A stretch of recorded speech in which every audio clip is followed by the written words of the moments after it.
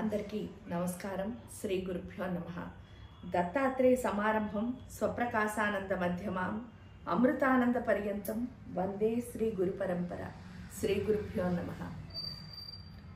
మనం యాదేవి సర్వభూతేషు శక్తి రూపేణ సంస్థిత, యాదేవి సర్వభూతేషు తృష్ణారూపేణ సంస్థిత, ఈ రెండిటి గురించి మాట్లాడుకున్నప్పుడు ఒక్కసారి మనం ఆలోచిస్తే శక్తి అంటే అర్థం ఏమిటి అని ప్రశ్నించుకున్నప్పుడు అసలు శక్తి అంటే ఏంటి అంటే మానవుడికి శక్తి అన్నది ఉంటే చాలు. శక్తితో ఏమొస్తుంది అంటే ఉత్సాహం వస్తుంది. అంటే ఏం చేయాలన్నా సరే ఈ చూడండి ఇన్నర్ ఎనిమీస్ అంటారు, అంటే అంతఃశత్రువులు.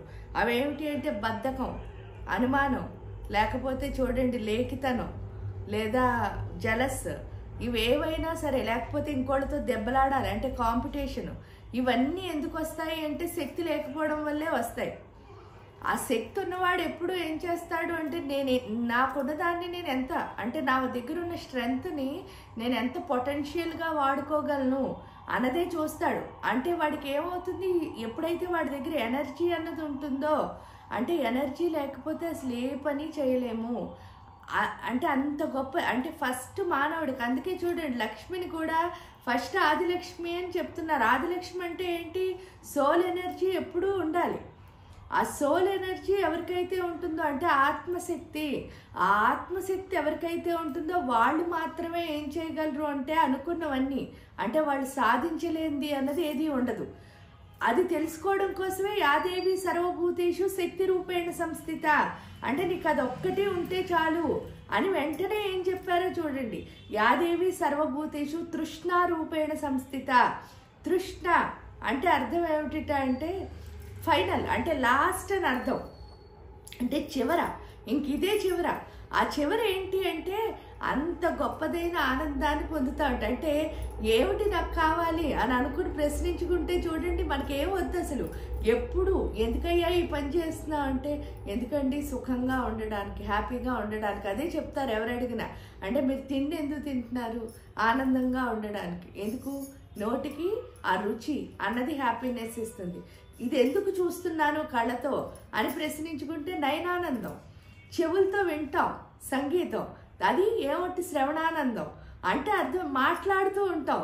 అదేమిటి అంటే గుండెల్లోంచి వచ్చి భావం ఆనందం, అంటే ఆ భావమే కదా బయటకు వస్తుంది. ఈ విధంగా ఏంటి అంటే ప్రతి దానికి చివరి ఏమిటి అని ప్రశ్నించుకుంటే ఆనందం.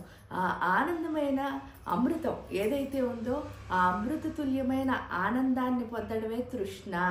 అంటే చూడండి ఒక్కొక్కటి ఎంత బాగా చెప్పారో, ఊరికే చదివేసి యాదేవి సర్వభూతేషు విష్ణుమాయ నమస్తస్తే నమస్తస్తే నమస్తస్తే నమో నమ అంటే ఏం ఉండదు.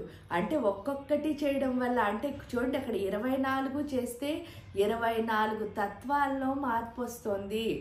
ఆ 24 తత్వాల్లో ఒక్కొక్కటి ఎలా తెచ్చుకోవాలో మనం చూడండి రెండు చప్పుని చెప్పుకుంటూ వస్తున్నాం. 12 ఎపిసోడుల్లో అవుతుందని అనుకోవద్దు, కానీ ఒక్కొక్కటి కనుక ఇంత బాగా మనం చేసుకోగలిగితే ఏమవుతుంది, శక్తిని ఎప్పుడు సంపాదిస్తావో నువ్వు అప్పుడు ఆనందంగా ఉంటావు.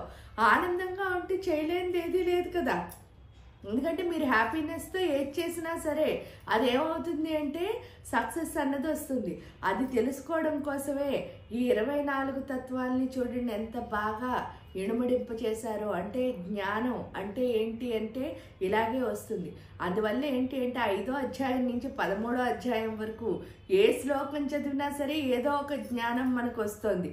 ఇక్కడ ఆ శక్తి రూపేణ తృష్ణ రూపేణ అంటే అర్థం అదనమాట. అంటే మన దగ్గర శక్తి ఎంత బాగుంటుందో అంత బాగా మనం ఆనందము అంటే ఎంజాయ్మెంట్ అన్నది ఉంటుంది.